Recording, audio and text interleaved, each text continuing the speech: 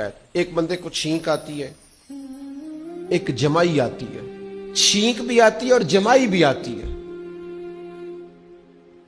मुस्लिम शरीफ में हदीस है, सियासता में हदीस मौजूद है।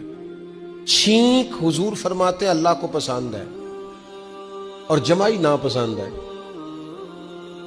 छींक आती है इंसान को, हुजूर ने फरमाया किसी को छींक आए तो वो कहे अल्हम्दुलिल्लाह, जो सुन रहा हो वो कहे यरहमुकल्लाह।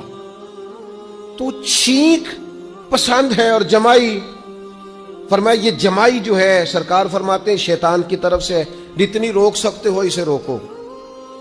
तो शारहीन हदीस ने लिखा ये छींक पसंद है और जमाई नापसंद है। वजह क्या है? छींक चुस्ती पैदा करती है और जमाई सुस्ती पैदा करती है। तो जो चीज तबीयत में बंदे में फुर्तीलापन पैदा करे वो चीज अल्लाह को पसंद है। आप फुर्तीले